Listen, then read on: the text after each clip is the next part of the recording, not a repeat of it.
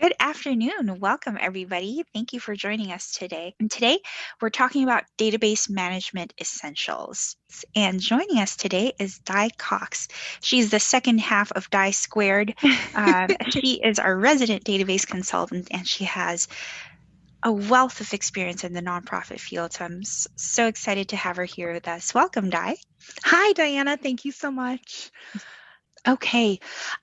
So before we begin discussing the actual management of your database, I figured we should go through the agenda. So we're going to talk about some general concepts for data management.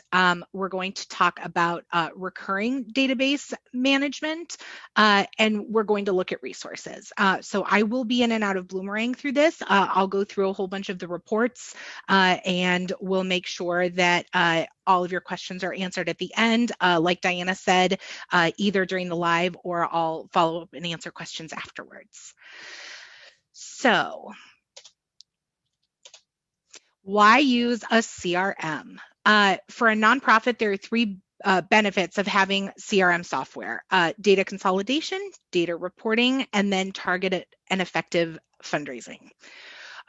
I am previously a member of the conversions team here at Bloomerang, and being a member of that team offered me a really unique insight into what data management means for nonprofits before and after their switch to Bloomerang. The transition and transformation from, we work out of 7 different Excel spreadsheets, or our databases is all in my head and on some sticky notes and some checks, or we have fundraising software, but there have been so many hands that have touched it over the years that we don't know what it means. Going from that to a clean, streamlined database with thoughtful data maintenance, that transformation is absolutely astounding. And the ability to functionally report on everything being entered is a true game changer in both board relations and donor relations. Most importantly, clean, consistent data allows for both effective fundraising and year-over-year data analysis to ensure that your fundraising efforts are having the desired impact. So there are a few simple steps that we can take to ensure database integrity and functionality, regardless of your staffing changes, board terms, shifting organizational needs, or anything out of left field like COVID. All right. So the key to proper database management is established policies and procedures. We do have an editable template on our website full of recommendations on how you can set up your policies and procedures manual. And when I say editable, I do mean that. We give you a workflow and a process with it, but we really do hope that you think through it, get all of the players involved that need to be in on the conversation, and make sure that you're making it yours. So this is an example of a snippet from our policies and procedures manual. And so you can see that this section is talking through gift processing, so the procedures for that. So in the recommended workflow that we have is that a receptionist opens it. The mail is sent to the different departments. Development checks, credit cards, all of that information is given to development. A copy is made, and then finance processes all of the checks and credit cards. Finance clerk makes the deposits, and then someone from development is going to enter in the copies of the checks and credit cards. All questions are asked to the development staff. And then next, finance enters it into the cash into a separate deposit and takes it to the bank. So this is our standard. I created a mock-up here for how you can change it. And the changes are in bold just so that you can read it. So instead of the receptionist making a copy of it, it's just going straight to finance first. If there are any questions, finance will talk to development. Then the bookkeeper, I changed titles here, so again, you can make it personal, is going to process the credit cards, create the general ledger batch entry, and then they're going to pass that along with the originals over to the development team. Database manager is going to enter it into Bloomerang, into the database. And then this last change here is pretty much the same, but instead of a weekly trip over to the bank. My finance team is going to take at least one weekly trip on a random schedule, and it'll be dependent on the amount of cash in hand. And the deposit will not exceed $500 at a time. And then the reasoning for that is security. Depending on where you're working or the field in which you're working, safety can actually be really important for your finance team when removing money and taking it to your bank. So again, if that's not something that you would do, not a problem. But for anybody else, you can actually put this into your policies and procedures manual and codify it to make sure that you're taking the safety of your employees into account while depositing your cash and making sure that you're taking care of everything you need to do. So when you're creating your policies and procedures manual, one of the first things to consider is who should be a part of the process. So this answer might differ as you're going through it, depending on the section of the manual you're editing. As an example, if you have an accountant on staff who actively uses Bloomerang, it might be worth including them in on this transaction discussion. But potentially their opinions on constituent custom fields for newsletter distribution, that could be irrelevant. So they probably have better things to do than to be discussing that. Additionally, having board members with zero nonprofit database management experience weighing in on this can prove difficult for daily users if their recommendations are counterintuitive to the database use. So kind of the next question in that is who has versus who should have direct access to your database. So that should be a discussion that you have internally. Add a section outlining that and any training requirements that you have for database access. Kind of as an aside, Bloomerang does recommend incorporating your board into your fundraising efforts.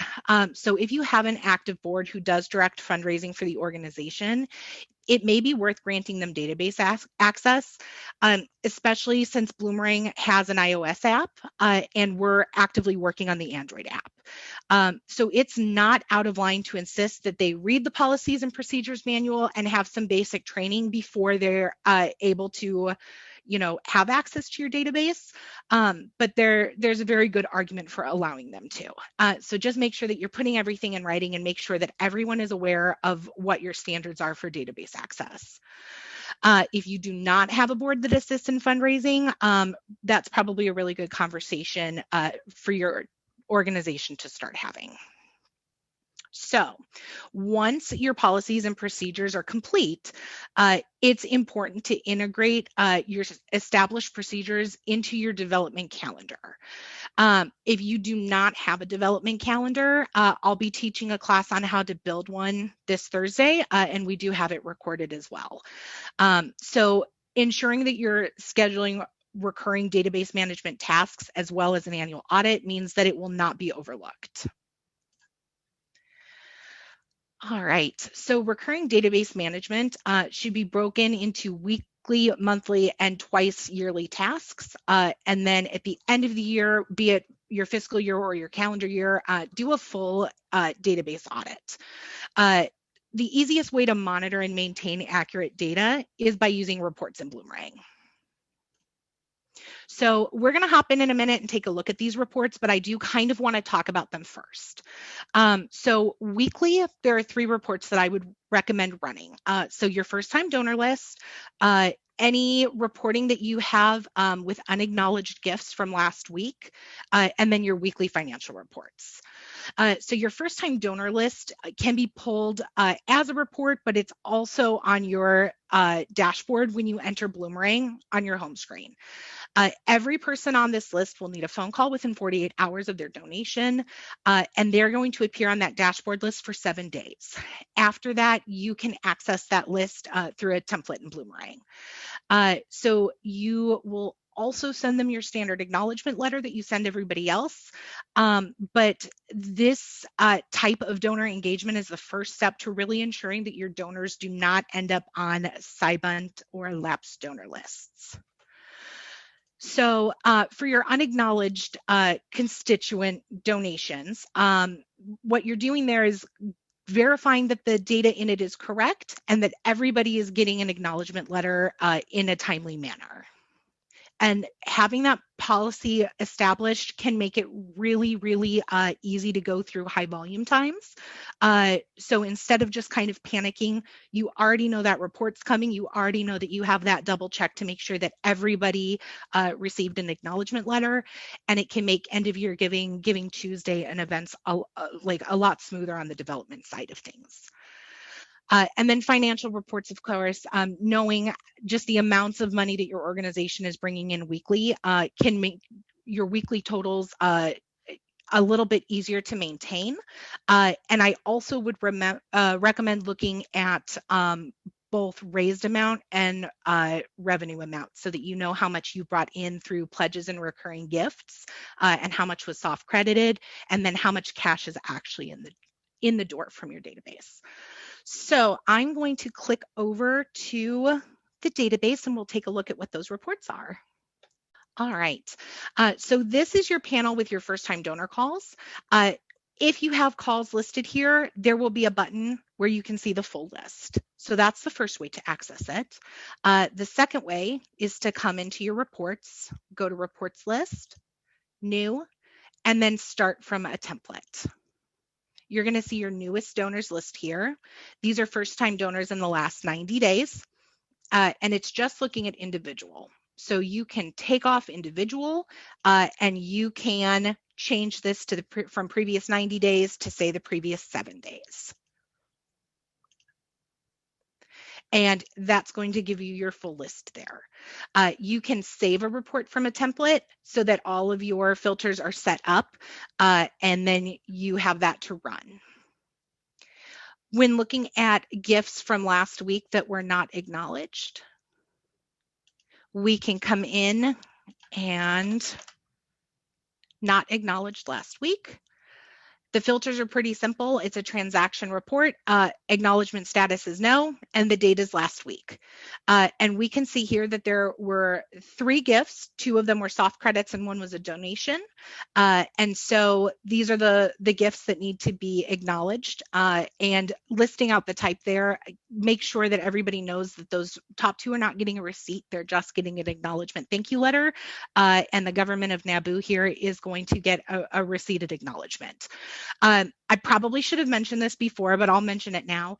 My training database is all Star Wars, so it's a little bit nerdy, and you're probably going to see some references in here that you recognize. But that's why the government of Naboo is giving money here. All right, and then we're going to also look at our weekly financials.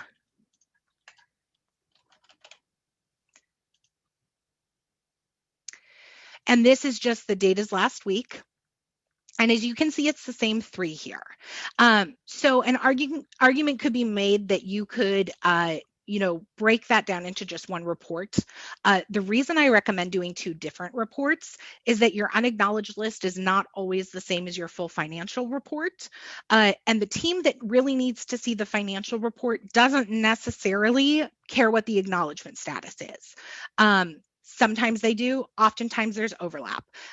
But whoever's taking care of the acknowledgement status needs to deal with that. And then, the finance team needs to make sure that books are balancing. So something that you can do here, we have this amount listed out. We have our, type, fund, campaign, and appeal. I would recommend adding a column for revenue and then pulling it over next to amount so that you can see the difference in what actually came in through the door, 50,000, and what the raised amount was, 100,000. That revenue amount is going to be important to your finance team. The actual raised amount is a lot more important to development officers that need to say thank you. So those are the 3 weekly reports that I recommend running. All right, so next up we have our monthly reports. So they're going to be pretty similar, but I do recommend breaking down your reports, campaigns, funds, and appeals. Run 3 separate reports. The reason for this, again, you can manipulate that financial report and that's absolutely fine. But depending on the size of your organization, you might have teams that care a lot more about certain campaigns, funds, or appeals. And getting that information to them is going to make their lives a lot easier. The reports are really, really easy to set up. And you can also schedule the reports. I'll show you how to do that so that they just automatically send to the groups of people that need to see them the way they need to see it. I also recommend adding on a tasks report if your organization is using tasks to make sure that everybody is on track with what they need to do and everybody is aware of what's being done. So all of your campaigns should have a financial goal associated with them. And knowing how close you are to that goal can be a really great fundraising talking point and can help drive dollars. So if you have a campaign goal of $100,000 and you are off by $10,000, there are probably some donors that you could call. There's an email newsletter that you could send out, with a quick call to action saying we're so close to our goal, please consider an additional gift. Knowing that is really going to help drive those dollars. Whereas what came in last month is a very different kind of report. And, there isn't much action with that. Your monthly fund reports can assist with programming and departmental budgets, and it can also help to inform the purpose of upcoming appeals. If you had been planning on doing an appeal for a fund and that fund is going strong and there's another program or another effort that's kind of limping along, making some of those changes can really make an impact on your overall development efforts. And appeal reports can show you how well your appeals are performing. So this data becomes helpful after 2 to 3 years of really consistent tracking.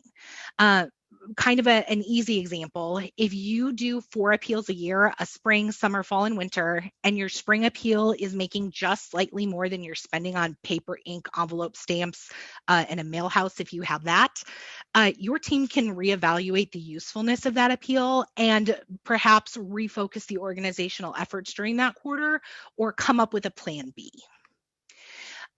And if your organization is not currently using tasks, I would strongly recommend integrating them into your internal tracking for fundraising.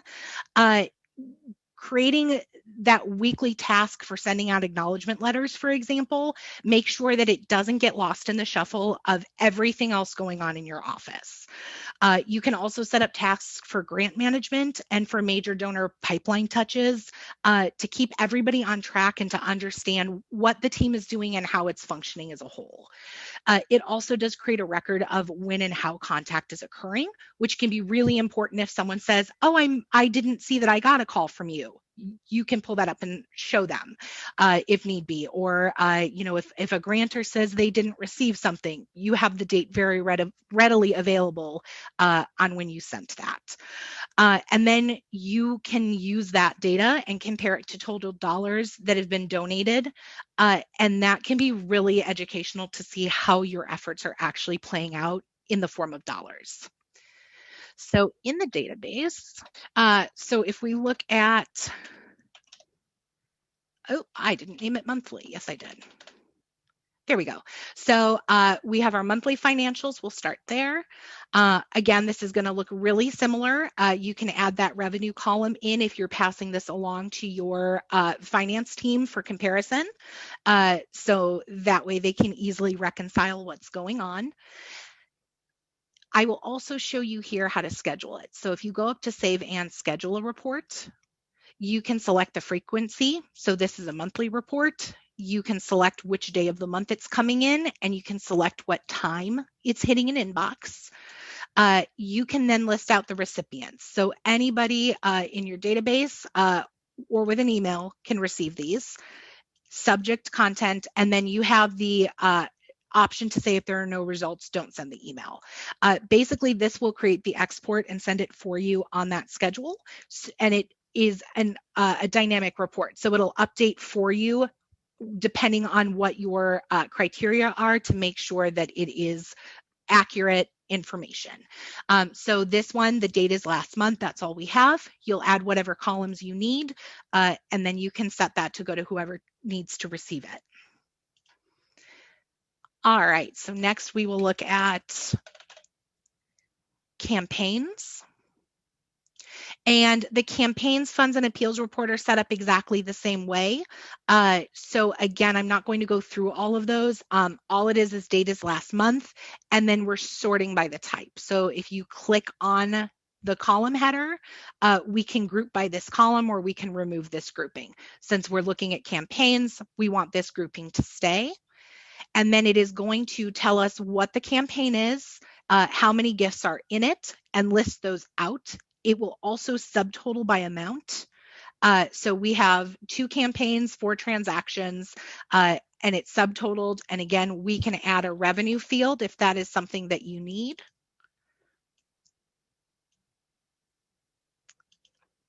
And now it's going to tell us what the revenue amount is of all of those gifts.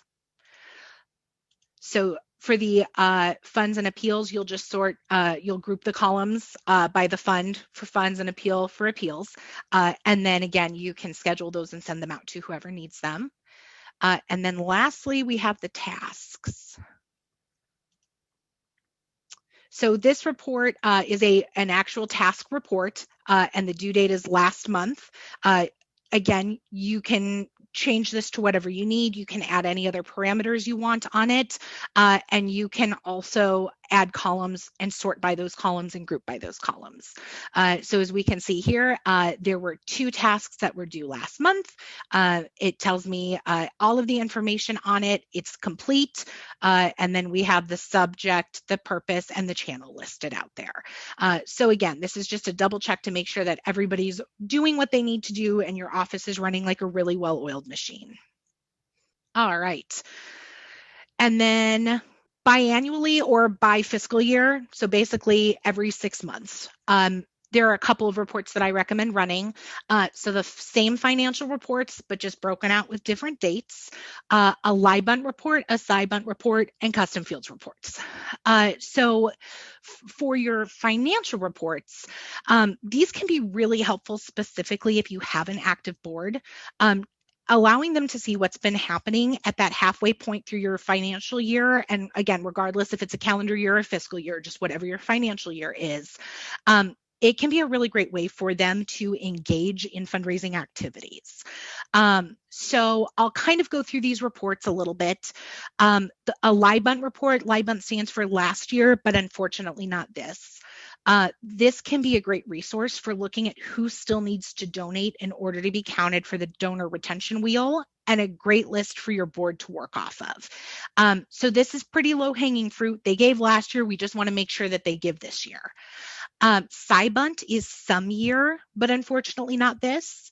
And this report can direct development employees or interns. So stakes are a bit lower here. They've given in the past, they haven't given this year. If you have a actual plan laid out for lapsed donors, your SciBunt report can be really helpful for using that.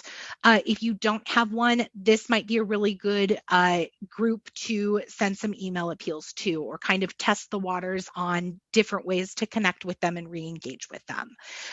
So again, 2 different reports there telling you 2 different pieces of information, and can be really helpful depending on what your activities are. And then I also do recommend reviewing custom fields. Doing this twice a year ensures that this task does not become daunting, and it ensures your staff is collecting data that you feel is necessary for fundraising. If you find that you have a lot of custom fields, and specifically a lot of fields that you no longer use, you can go in and deactivate them to make sure that people aren't wasting their time gathering data that is outdated, that you're not going to use for segmenting and is not going to help your fundraising. On the flip side of that, if you guys are trying to make efforts to do a better job of updating your custom fields, this can be a really nice way to review to make sure that the custom fields that you need are being entered on every single person. And if they're not, you can collect that data before it's too late. So if we jump into the database, we have templates again for the LIBUNT and SciBunt report. So I'm just going to pull them straight from there. They are called LIBUNT and SciBunt. So you can just click in and it's going to give you that list of your LIBUNT constituents. Again, you can pull this every 6 months and see what's happening, and just kind of use that as a way to re-engage. SciBump works exactly the same way. And then let's look at a custom fields report. So this is for my constituent custom fields, and I have all of them listed out there. So there are 19 constituents that are found to have had any of these custom fields on them. And then I've listed them out. I have sorted by their status. So people who are active, inactive, or deceased. And then I have created a column for every single one of them.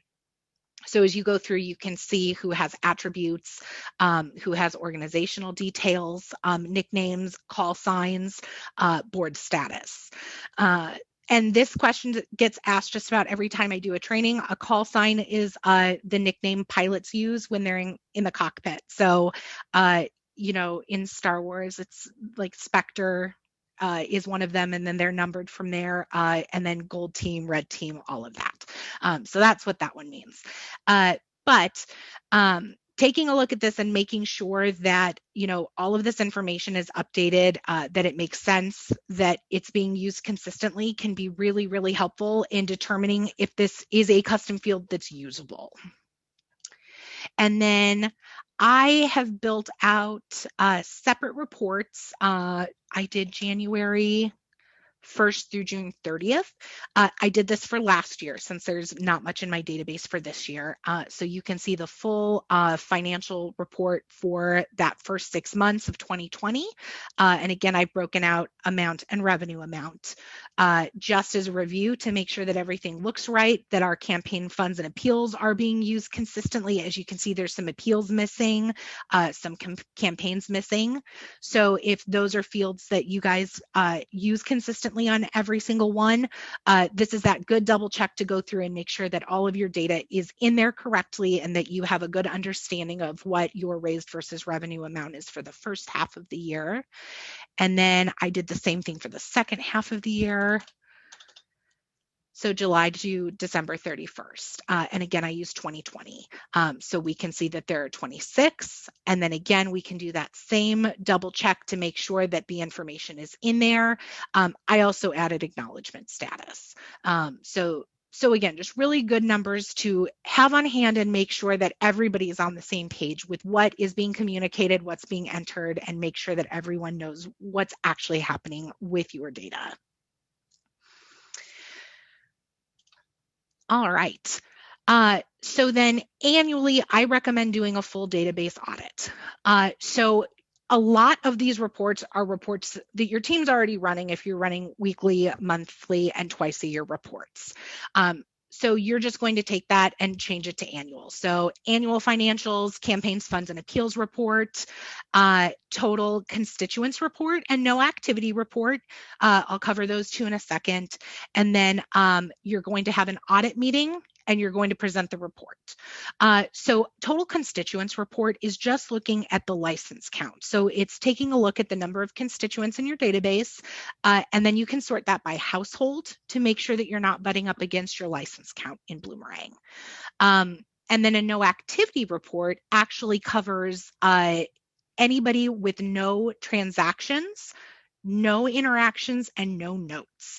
So that is basically shells of records in your database that have a name and may or may not have some contact information, and may or may not have very much in the way of custom fields. So I think it's important to take a look at that one specifically so that you guys can talk about what the procedures are for entering data into your database. If you are entering somebody who does not, for example, make a gift, but is maybe just receiving a newsletter, you can add a note that says this is a newsletter recipient. You can also use a custom field for that, but having that note makes it a lot cleaner to go in and click and say, why is this person in here? Their segmentation, what newsletters they're receiving or what mail they're receiving, is usually what's updated in those custom fields. So you guys can kind of decide why you're entering someone into the database, how you're entering them, and what kind of audit trail needs to go along with that. Why are they being entered? Just jot down a quick note. We also here at Bloomerang can do your audit for you. So if you want to dive deeper into it, if you would like us to take a look at things, make recommendations, all of that, we can do it. Regardless, after the audit's done, you're going to need to set a meeting and make a plan for that. All right. Next, I want to talk about data hoarding. So data hoarding is where you keep every single thing in your database, regardless of how it impacts your data. So I want to make sure that you guys are not afraid to delete data from your database. Data hoarding situations can really deviate from your mission and also really kind of interfere with the focus of your fundraising. So I do have a couple of examples. If you're an organization that promotes fine arts in the community and you have a custom field that is listing the name of a donor's childhood dog, or a note listing that, that's really, really unnecessary information. That can be purged. At the same time, though, if you're an animal welfare agency, that data might actually be relevant and used in your fundraising. Another example that we see pretty frequently is age. So people will add age as a custom field, and it's a really useless field after the first year that that's in there, because custom fields do not auto update. So if, for example, you are a Jewish organization that sends congratulatory letters to everyone, at the temples that you serve on their bar bat mitzvahs, it's really going to be embarrassing to send one to the same person 3 years in a row because that field still says that it's their mitzvah year. So a better solution might be to just add the birthday to the birthday field or add a birth year, because then you can always do simple math for that. So going through your database and making those edits and deciding if the information you have is useful is a really important step for actually maintaining your database. So there are a couple of different ways you can handle this. So you can just make a field inactive, age, for example. I would recommend, going back to your offices or your home offices or whatever you're doing and just mark that field inactive. It is not helping you, and it is, just not really going to be able to be maintained once your database starts growing. So yeah, if you have 300 people in there, it might be manageable. But by that time you hit 1,000, it's just not going to be manageable. You can also go through and manually delete information from the database.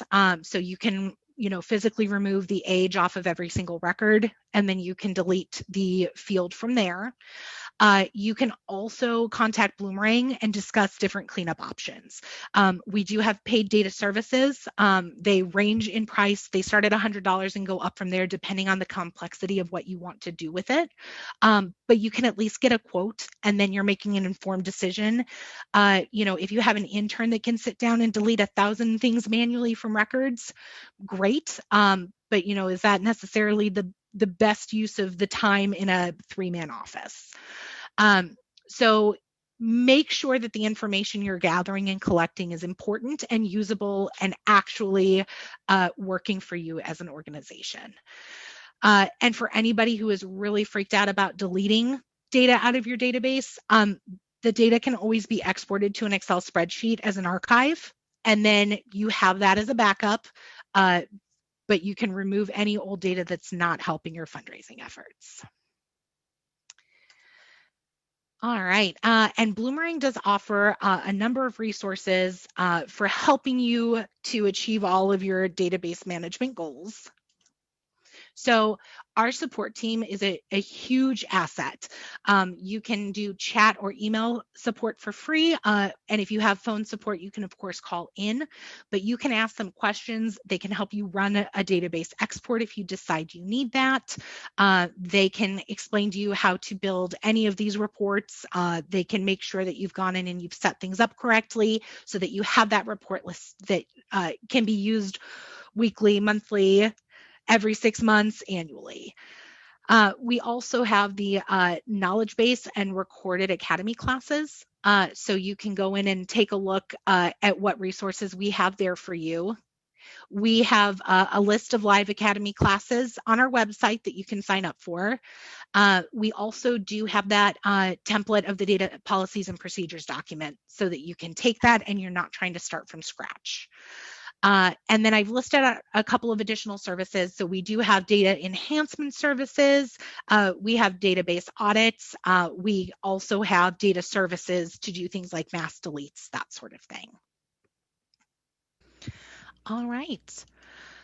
I think that is about it. So I think I'm ready for questions if anybody has any. Absolutely. Thank you so much, Di, and thank you everyone for all of your wonderful questions. We have a question here. What is best practice when fellow staff members ask for monthly information? Should they schedule a report that goes to their email or send some kind of summary email message with the statistics that they're looking for? Sure. So if they are asking for the same information every month, you can build that out in one or more reports, depending on the kind of information. And then you can schedule that so that it hits their inboxes every single month and their questions are already answered. If they are asking for differing information, you can do one of two things, either a summary of the information, or if they kind of have a list of core questions and then have some additional questions, you can still schedule those core questions. And then you can, summarize for them whatever that additional information is that they need this month. Awesome. Thank you. Mm-hmm. We have a question here as well. How many years do you recommend keeping donors in the database, even if they haven't given recently? Sure, that's a great question. There are a couple of factors in there that I think you should consider. So the first one is if you have an audit service that comes out and does an annual audit for you, if you just pay them to do that, you have a little bit more flexibility in when you delete people because you have an official audit report of that year. If you do not have someone coming out, check your state, but most states, I believe, audits can go back 7 years. So make sure that you know what that looks like and then keep them for at least 7 years to make sure that if you get audited, you have all of that data. Beyond that, I think another consideration is your license count. So if you are licensed for 1,000 records, for example, and you are at 950 records, and then you have 150 people in there that have never given, you may want to just get rid of that 150 people. Again, clean that house. Make sure that you have room to pull in people who are going to be donating, who are doing things. If you're nowhere near that license count, you have people that are older in there who have never given or they haven't given in a longer time, you can always try to re-engage them, come up with a lapsed donor strategy or a never given strategy, and kind of decide what you're going to do with that. I wouldn't probably put in more than about a year's worth of effort into that. So if you're, create that strategy year a year out and they are still not giving, there are other people out there that will either give you gift upgrades that you can be focusing your time on or brand new donors that are going to be a little more consistent and worth your effort. Thanks. Before we continue with more questions, we have a very important burning question. Who was our feline visitor a little bit earlier? So that one's Amelia. I have 3 cats here. Rory is the orange one and Zelda's the black one. So any of them can pop in and out at any time. They just want to say hello. They just want to be part of the conversation. They do. We have a question here. Our organization is a little confused about how best to use the inactive status. Can you elaborate on what it indicates or what it means for database management? Sure. I actually really like this question because I've seen some really creative ways that people use it. So I have seen people who use it as a way to signify who their efforts are going to be for lapsed donors. So they are acknowledging that it's lapsed, but they haven't deleted them yet. So they want to make sure that they understand that, when they do their lapsed donor appeals, they're just pulling that list of inactive donors. Another way that I've seen it used is people who they want to do a mass delete, but it's not really cost effective yet. So a mass delete through Bloomerang is $100.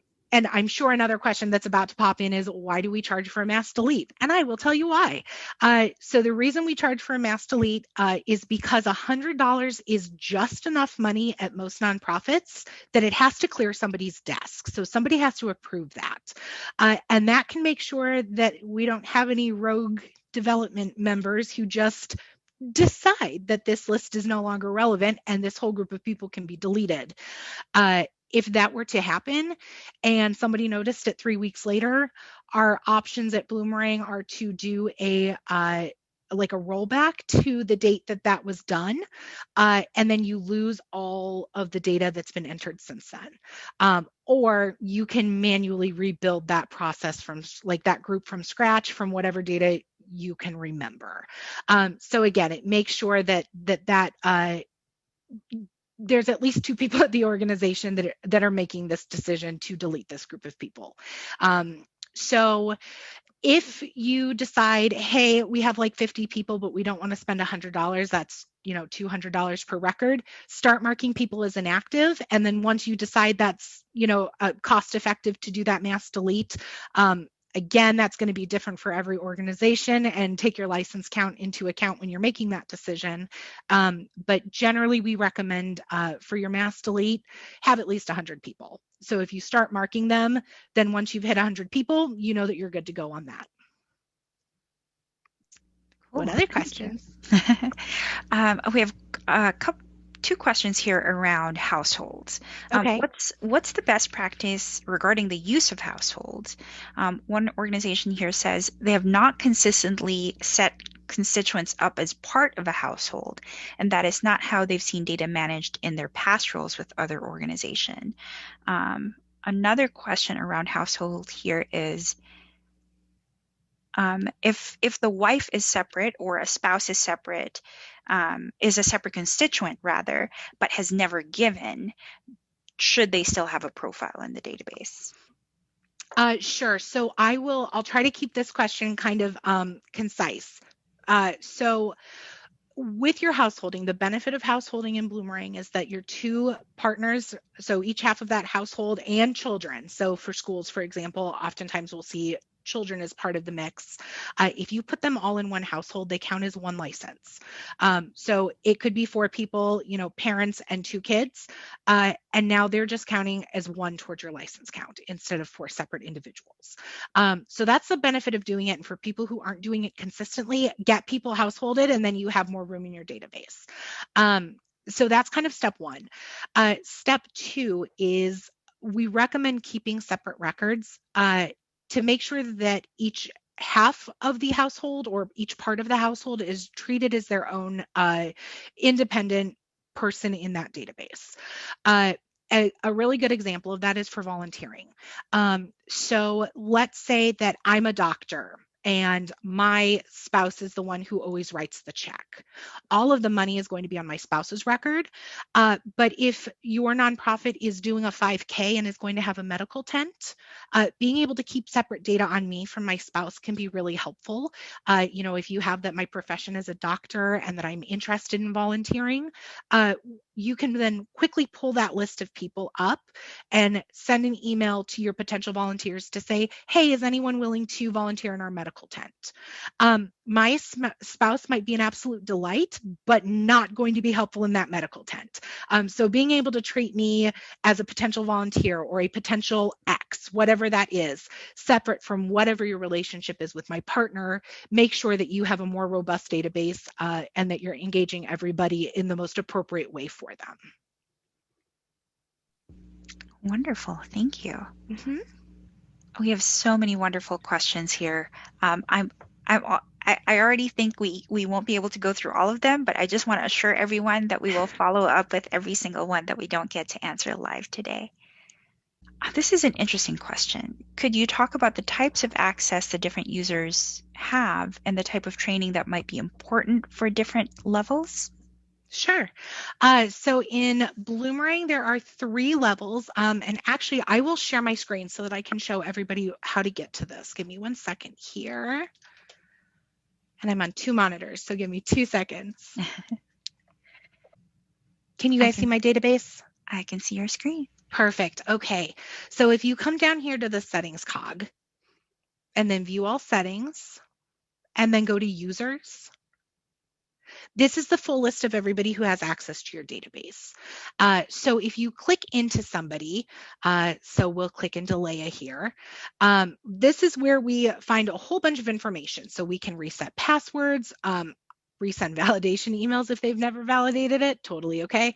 Update time zones, do all of that. But then down here, we have permissions information. So we have kind of 2.5. So we have administrator. Administrator rights get you into the entire database. So you can change campaigns, funds, and appeals. You can come in here and change other users' access levels. You can update just about anything as an administrator. The next level down is a standard user. So standard users by default can add, edit, and delete transactions. So that is going to be, your data entry team, kind of that core development staff usually has this level of permission. You can also take away this ability to add, edit, and delete transactions. This is the level of permission that I would recommend giving to people who are acting as solicitors. So if that's board members who are not doing any gift entry, if that's an actual solicitor team that you have, any volunteers that might need access to your database and are not touching transactions, that's what you're going to give them. As to, a list of trainings, I am a firm believer that everybody should watch at least most of the beginner level academy classes. So this class is on that list. Probably everybody does not need to watch a data policies and procedures class, but everything going into the database, they're going to want to watch that. And then from there, I would recommend some resources for their specific role. So your grants administrator, if they're tracking grants in Bloomerang, they need to watch the Bloomerang Academy video for grants. There's a couple of classes for major gift officers, for prospect management, moves management, so they would want to watch that. There are some classes on cultivating and stewardship with your donors. So anybody who's going to be working as a solicitor should take a look at those resources. So kind of that beginning core class area, and then anything that's specific to their job role. If you aren't sure if something is specific to a job role, you can always chat into support, and the support team can help out there. If the support team doesn't have the answer immediately, they will get it for you. So if you can tell us what their job title is, and then if it's kind of a murky title, maybe a slight description of the kind of things that you would want them to do, and then we can get that list to you. Awesome. Thanks, Ty. Yeah. We have very interesting questions here as well. We had a question earlier about how do you train board members to use Bloomerang if they might not necessarily be familiar with it? And do you have any recommendations for leading data policy meetings with other departments who do not understand or maybe don't even use Bloomerang well? This organization has been having struggles with needs from different departments, grants, bookkeeping, and the workload that places on their development team. Sure. So I'm going to answer the second half first because I don't remember the first half. So the second half of it is, I think that the best way, and actually maybe I do remember the first half. So I'll just answer the question, and if I didn't answer it fully, Diana, will you let me know what the other part is? Okay. So I think with that approach, with engaging other departments, especially other departments that still have a huge role in what development looks like, I would recommend the first step to be getting your staff to put together their calendar.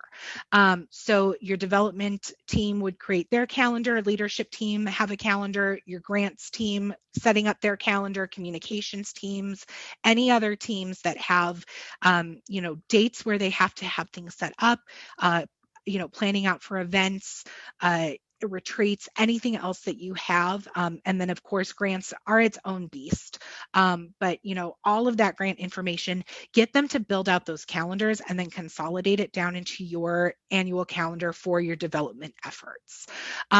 So kind of understanding what that full picture looks like can be a really great segue into having a meeting about your policies and procedures. So for any departments that aren't using Bloomerang, again, they're not really going to need that step-by-step, how is it entered into the database? What they're going to need to know is, who do I give this to? So that's what you can pull them into. Who has it after I have it? Who do I go to if I have a question about X? So you can start to have those conversations. And again, that can happen a little bit more organically if everybody is aware of what everyone's efforts are going into that meeting. Because I think that sometimes, people think, oh, well, that grants person only has to deal with grants like once a month. And, anyone who's doing grants is probably like cackling a little bit in here right now, because that is so not true.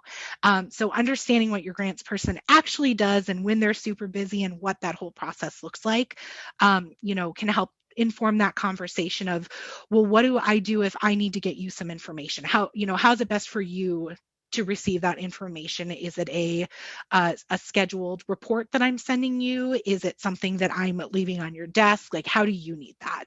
And that can really start to foster that communication around needs and making sure that you're working as a team. Wonderful. Thank you.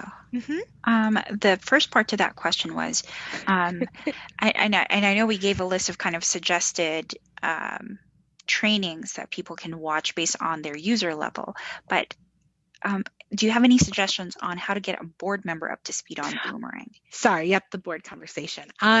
So again, I think that there are a couple of intro classes that are really helpful for anybody who's going to be touching the database for any reason. And then I think, again, it's kind of hard because it does depend on their role. So are they an active board member, as in they are coming into the development office and helping you enter gifts? Because that's going to be a different user level and a different list of things that they would need to know in order to help you do your job. If it's that they want to go in and pull some reports, there's some really great classes on reports and what that looks like and how to build those out. So having them build their own reports for board meetings or for meetings with your different constituents can be really helpful. If they are just going to be making thank you calls to first-time donors, which by the way is like a great way to get them in the door if they don't do anything right now as far as your fundraising efforts. Like, you can write out a script, it's not super scary, and it can take a huge weight off of the development team during busy times. But if they're going to be making those calls, showing them how to go in and create interactions and what information is needed in there and the kind of things that you look for can be really helpful.